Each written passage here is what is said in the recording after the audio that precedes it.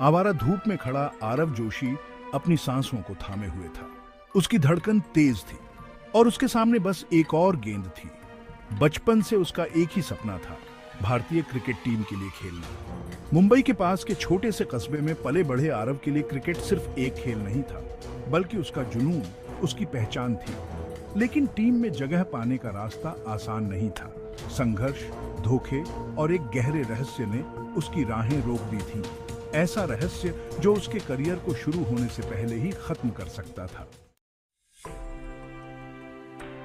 सालों तक आरव ने जी जान से मेहनत की, लोकल क्लब्स, जिला टीमों और फिर राज्य स्तर तक पहुंचा। मगर कुछ ना कुछ हमेशा उसकी राह में आ जाता, कभी चोट, कभी किस्मत या कभी टीम की राजनीति। आरव को लगने लगा कि कोई ताकत उसके खिलाफ काम कर रही है, और उसका शक सही था। उसका कोच मनीष सर क्रिकेट की दुनिया के सबसे इज्जतदार लोगों में से एक था, मगर उसके बारे में एक अफवाह थी, एक खतरनाक अफवाह। टीम के ड्रेसिंग रूम में कानाफूसी थी कि मनीष सर एक अंडरग्राउंड सिंडिकेट से जुड़े हुए थे, जो सिलेक्शन, सट्टेबाजी और मैच फिक्सिंग का खेल खेलते थे। कौन टीम में आएगा, कौन नहीं, सब उन्हीं के इशारे पर चलता था। और जो उनकी बात नहीं मानता, उसे टीम से बाहर कर दिया जाता, चाहे वो कितना भी अच्छा खिलाड़ी क्यों ना हो। आरव इस पर यकीन नहीं करना चाहता था। मनीष सर ने उसे सिखाया था, उसकी मदद की थी। लेकिन कुछ अजीब घटनाओं के बाद ऐसे खिलाड़ी जिन्हें चुना गया, जो बिल्कुल भी फिट नहीं थे या जो मनीष सर के खिलाफ गए, उनका करियर खत्म हो गया। आरव के मन में शक पैदा होने लगा। एक रात जब आरव फिर से राष्ट्रीय चयन शिविर में नहीं चुना गया, उसे एक गुमनाम संदेश मिला। आरव का दिल तेज धड़कने लगा। शक और डर उसके मन में था, मगर जिज्ञासा उसे खींच ले गई।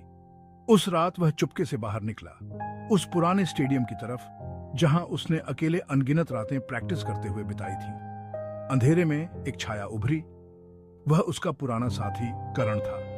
करण को आरव ने महीनों से नहीं देखा था, वह अचानक गायब हो गया था।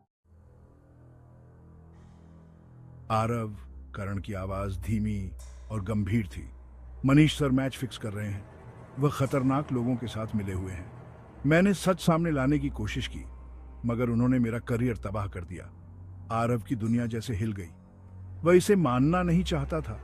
उसे लग रहा था कि यह सब झूठ है, मगर करण के पास सबूत थे। फोन रिकॉर्डिंग, गुप्त मीटिंग्स, सट्टेबाजी की पर्चियां, और हालात उससे भी ज्यादा खतरनाक थे जितना आरव ने सोचा था। सिंडिकेट सिर्फ टीम के चयन पर ही नहीं, बल्कि पूरे मैच को नियंत्रित कर रहा था, खिलाड़ियों को रिश्वत देकर, अधिकारियों को खरीदकर। जो कोई भी उनके खेल में हस्तक्षेप करता, उसे खामोश कर दिया जाता या खेल से बाहर कर दिया जाता। इन सब के बाद आरव का मन उथल-पुथल मचाने लगा।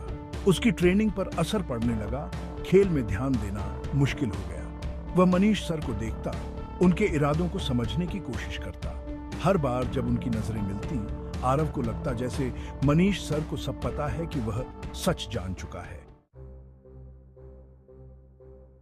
कुछ हफ्तों बाद रणजी ट्रॉफी के एक निर्णायक मैच के दौरान आरव को आखिरी ओवर में बल्लेबाजी करनी पड़ी। उसकी टीम को जीतने के लिए 6 गेंदों पर 15 रन चाहिए थे, और सामने का गेंदबाज एक सितारा था, अपनी घातक यॉर्कर्स के लिए मशहूर। दबाव चरम पर था। आरव ने अपने बैट को कसकर पकड़ा और देखा कि मनीष सर दर्शकों में बैठे हुए उसे घूर रहे थे। पहली गेंद वाइड। भीड़ ने शोर मचाया और आरव का दिल तेजी से धड़कने लगा।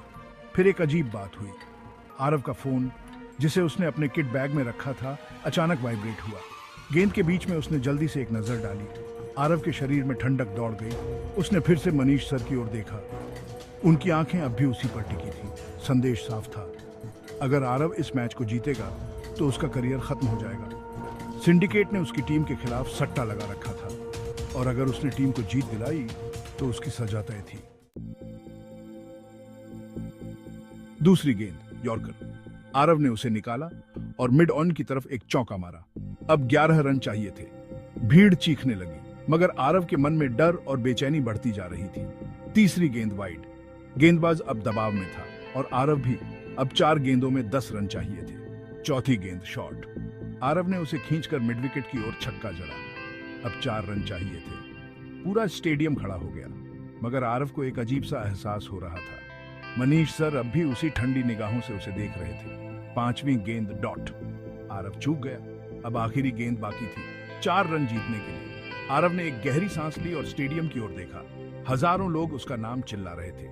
यह उसका सपना था, उसके जीवन का सबसे महत्वपूर्ण पल। वह या तो डर के आगे हार मान सकता था या अपनी जिंदगी और करियर के लिए लड़ सकता था, चाहे इसके लिए उसे सब कुछ दांव पर क्यों न लगाना पड़े।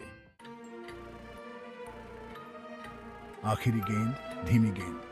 आरव ने एक कदम आगे बढ़कर बल्ले का जोरदार प्रहार किया। गेंद और बल्ले का संपर्क हुआ और गेंद बाउंड्री की तरफ बढ़ने लगी। वक्त जैसे ठहर गया था। फील्डर तेजी से गेंद के पीछे दौड़ा। आरव ने दौड़ना शुरू किया। उसकी सांसें थम रही थीं। 3 रन पूरे हुए। फील्डर ने गेंद को बाउंड्री से कुछ इंच दूर रोक लिया। उसने तेजी से गेंद वापस फेंकी, मगर तब तक देर हो चुकी थी। 4 रन, जीत। स्टेडियम में जश्न मच गया, मगर आरव का दिल धड़क रहा था। जीत उसके हाथ में थी, मगर उसे अपनी जीत खोखली लग रही थी। उसे मालूम था कि अब क्या होने वाला है। भीड़ के शोर में भी उसे मनीष सर की नजरें महसूस हो रही थीं, जो बिना कुछ कहे स्टेडियम से निकल गए। उस रात जब आरव अकेले लॉकर रूम में बैठा था, उसका फोन फिर से वाइब्रेट हुआ। एक नया संदेश स्क्रीन पर चमक उठा। तुमने अपना फैसला कर लिया है, अब परिणाम भुगतो। अगली सुबह आरव का नाम हर खबर में था। उसकी शानदार पारी के लिए नहीं, बल्कि मैच फिक्सिंग के एक घोटाले में फंसाए जाने के लिए जाल बिछाया जा चुका था।